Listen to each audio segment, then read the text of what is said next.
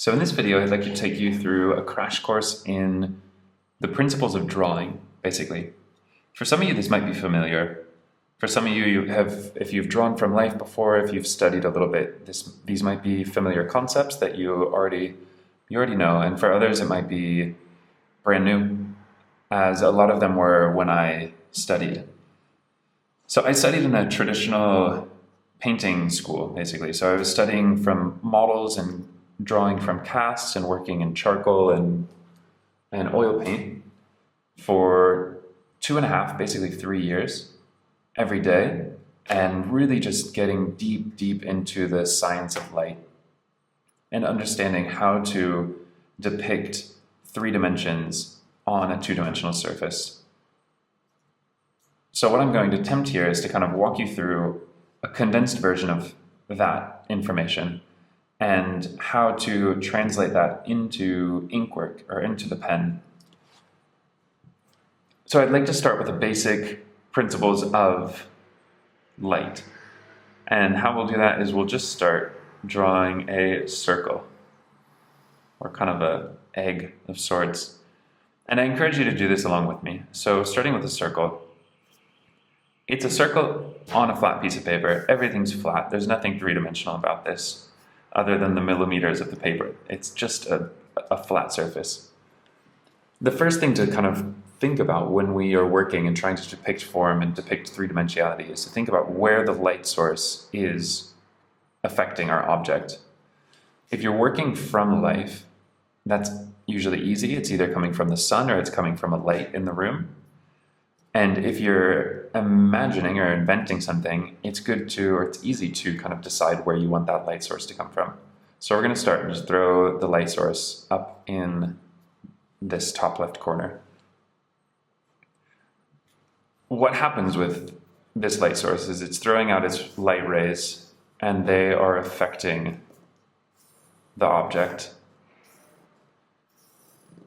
and bathing it in light. What happens is there's a certain point that those light rays skip past the surface of the object and no longer directly come in contact with the surface of this object. So from here to here, what is happening is basically that's going to be what we call the shadow line or the terminator line, depending on your preference. So this is where you're no longer getting direct light on the object.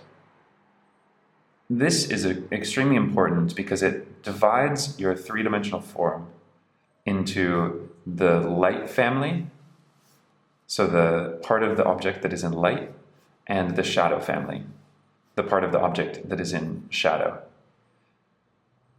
Another basic principle of light using these same lines is as you kind of continue that out, what this shadow line will give you, if you pull it down to the ground plane, is your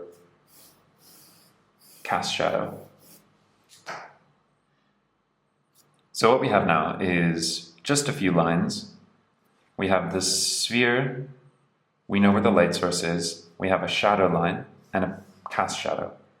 And already we're starting to understand the 3-dimensionality of this sphere. We're starting to understand sort of the pictorial space and that this sphere is sitting on a ground plane and is bathed in light. So even without adding any shading or any value to this drawing, we already kind of understand more or less, or we can read into what is happening. What you do, if you add value to this shadow, it just heightens that effect. So I'm just going to throw a shadow into this really quickly.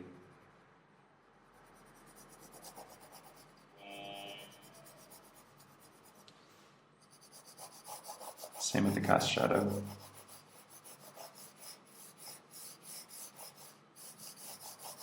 And there we go. So we have the part of the object that's in light, the light family, and the shadow family, which also includes the cast shadow. You also have a couple of different things, such as reflected light, so the light that is bouncing into or bouncing off of basically the ground plane. So it's coming down from the light source, coming in contact with the ground plane and bouncing back up into the shadow side of this object.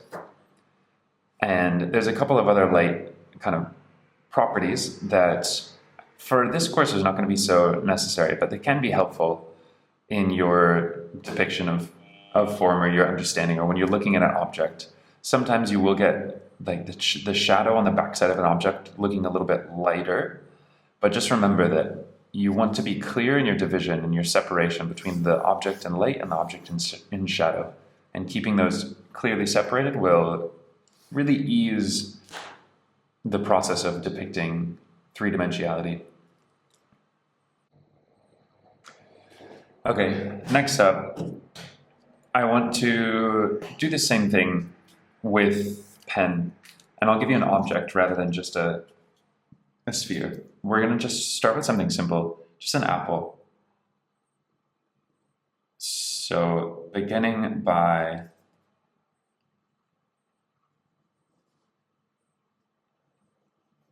just giving rough apple shape. Nothing too fancy. Can be childish and playful. All is welcome. So here we have it. We're going to have it kind of under that same light source. So if you think about where that light is coming into contact and where it will sort of be missing the object. So I'm just going to start to kind of map in that shadow line using just a dotted line, something simple, not a solid line. You can, and I might, now that I feel a bit more comfortable with where that's at, I'll go over and tighten that line up a little bit. And the same thing with the projected or the cast shadow. If you think about where that's coming, it's going around there.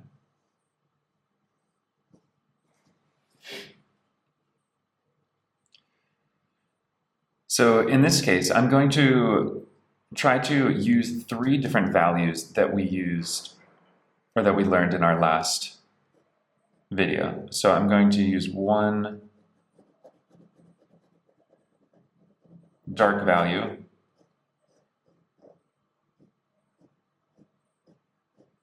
one kind of middle gray value, and then we'll have the white of the paper as well. Just to give you an example of how to begin to break down values and to translate something into black and white, but in a way that has sense and can start to feel more than just black and white and just really, really harsh and contrasted. So what I'm going to do, I'm going to choose this middle value, this gray that we have, and I'm going to apply it to the shadow. And I'm going to use those vertical lines, and I'm going to slightly sort of adapt them to the curvature of this apple, but keeping it consistent, trying to keep the spacing between those lines even. And taking your time on this is really going to help the drawing be more clear and legible. Is trying to practice getting an even spacing to your line work. A lot of the times just filling in bigger spaces of lines can be helpful. I've done this for really years at this point, so it's pretty built into my wrist and into my movement of my hand. But for some of you, it might be a little bit unfamiliar, so it can be a good thing to practice.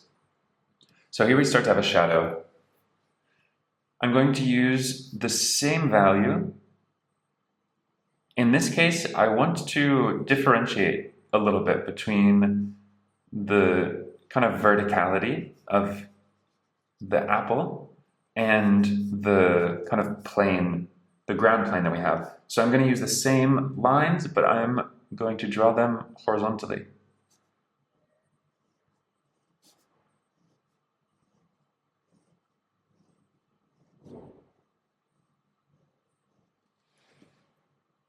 There you have the projected shadow. And to give a little bit of contrast to this apple, I'm going to make this leaf that darker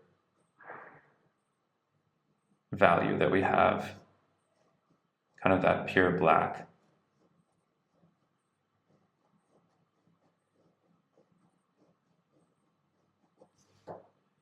And the stem as well.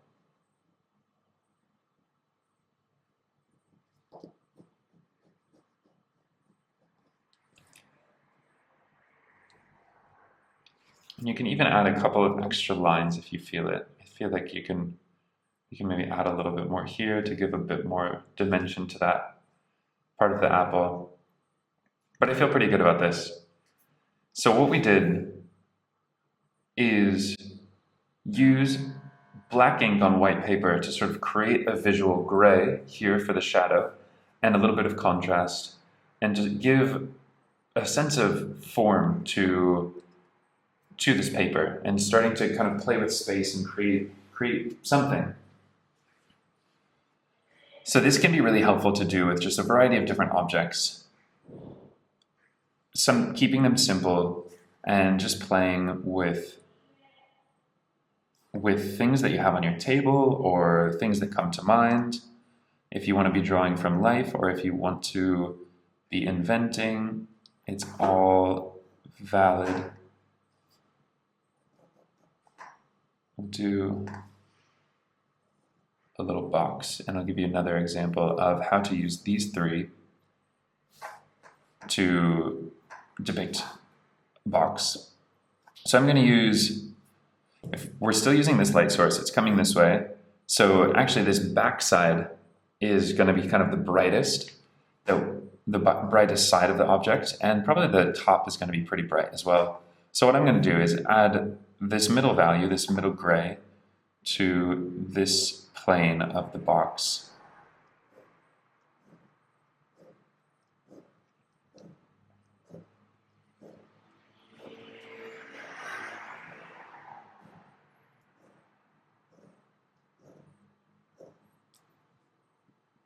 There we go. And on this back side, that's going to be kind of furthest from the light source, we'll give that darker value.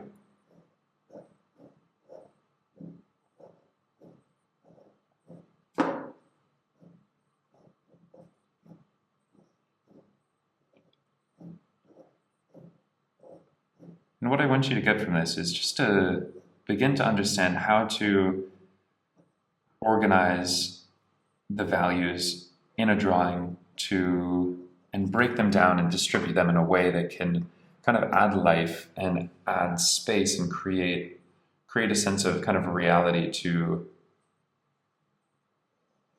the drawings that we're working on. So just throw in a little cast shadow, and I'm going to use the same value that we have here. And again, with just those horizontal lines.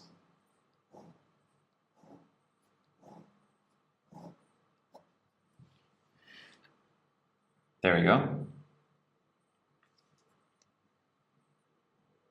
And as another example, I will do a similar thing, but I will draw a head, a little portrait, and we will see, kind of look for those shadows and look for those same mechanics of light.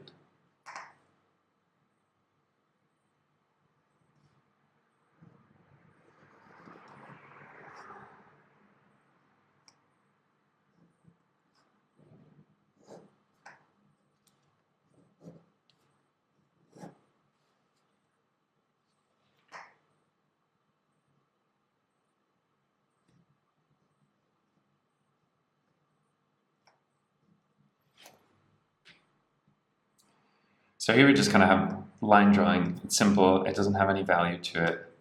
Using that same light source, I'm just going to kind of invent where those shadows will land, using the kind of my understanding of anatomy and my understanding of form, and having drawn many heads in my time, I kind of have a feeling for where those shadows will fall from that light source. And this just comes through practice.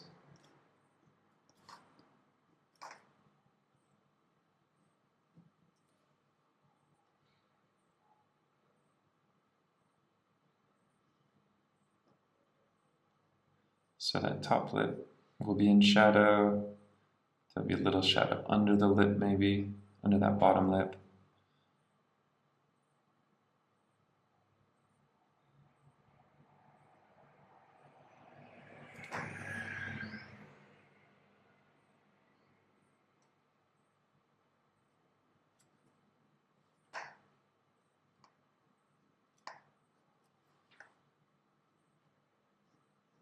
Cast shadow under the chin.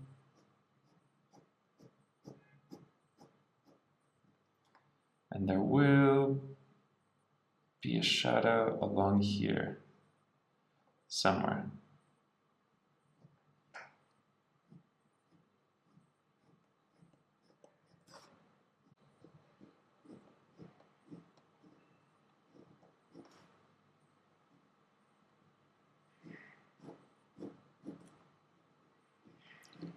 So there we go. In this drawing, I currently am just using this value, this middle gray, just to separate the shadow side of the object from the light side of the object. And now, just to give a little bit of contrast, I will add a little bit of that darker value into the hair.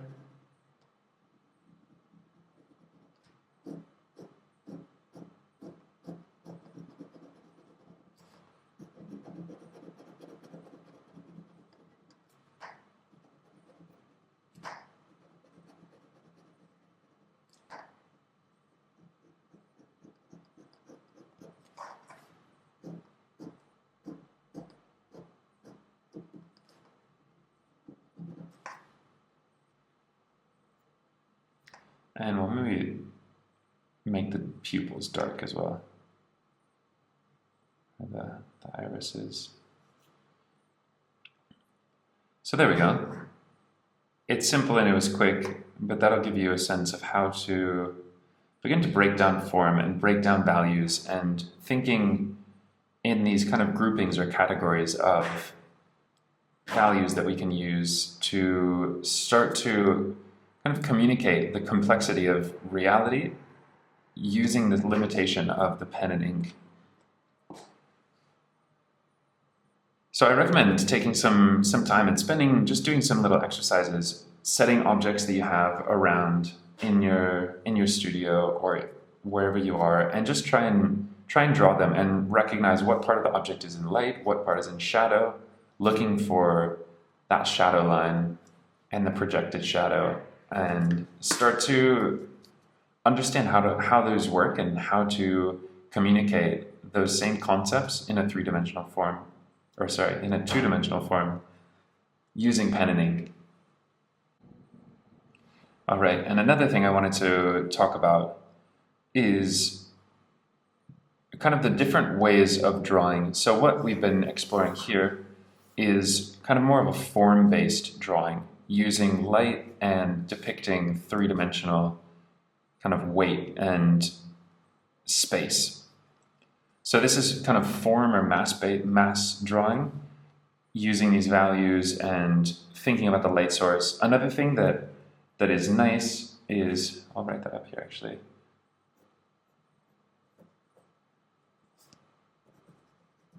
Form-based. The next one I want to talk about a little bit is just line-based drawing. So this is kind of where we started. So instead of drawing an apple with light and shadow, you can also just draw an apple only using lines. And it still give you the same idea.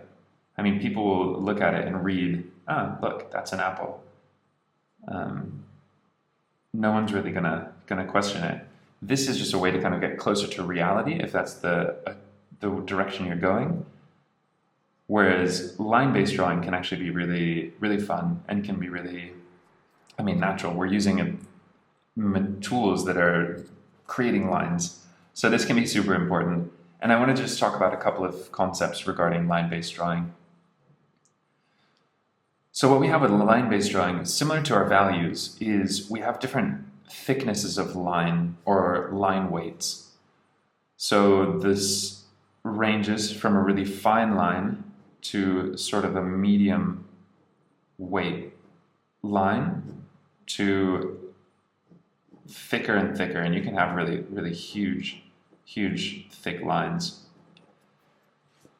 We'll try and go for one even smaller as well. So in the same way that we can go from dark to light using kind of repetition of lines and creating a visual kind of field of gray, we can also play with this line weight to create different kind of textures to objects that we're depicting. So for an example of this, I will draw a little plant. Plants can be a fun way to explore these. I also just like drawing plants, so it comes pretty naturally to my hand.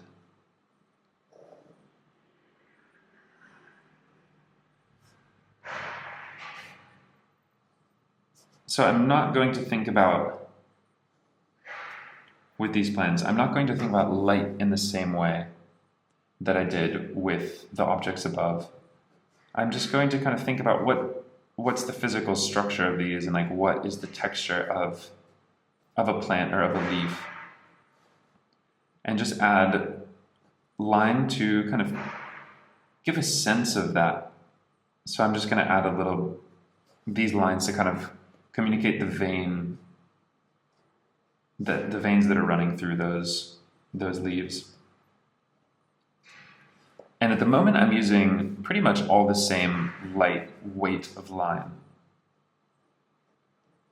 What I will do now is just switch over to this pen that's a little bit bigger. This is the Uniball Fine. And just go around and sort of thicken up the outline, so the contour of this drawing.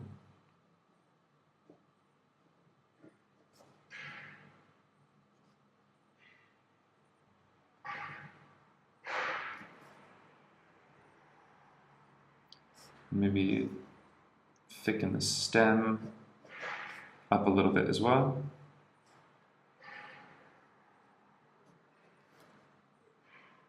And what this does is just sort of brings more contrast to the drawing, brings a little bit more kind of weight or punchiness to these leaves.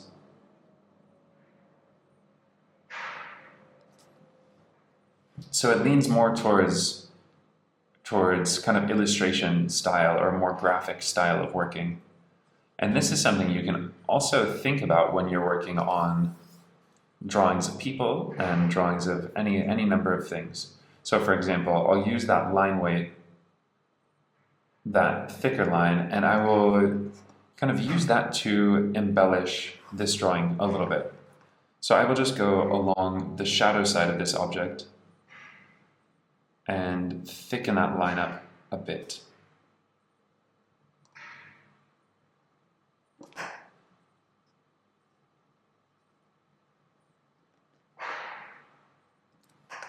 Maybe under the chin as well.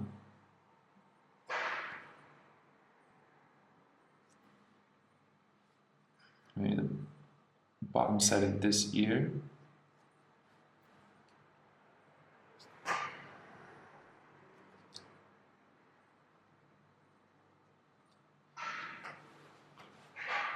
So what this does is just starts to kind of add a little bit more variety to the lines that we're using, and a little bit more variety to the drawing that we have, basically, in the language and the vocabulary that we're using to depict, to draw with. So form-based drawing, just to recap, is thinking about the light and the shadow and using value, or a range from dark to light, and a couple of grays or midtones in the center, and really thinking about the mechanics of light in three-dimensional space.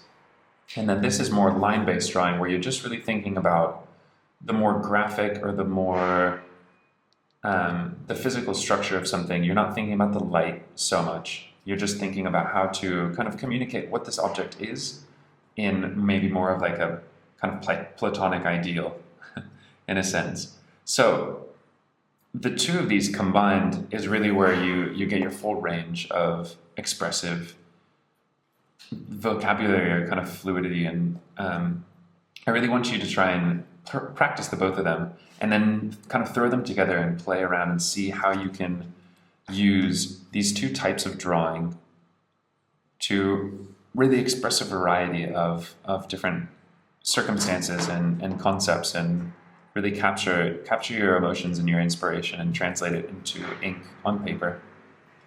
So that's all for now.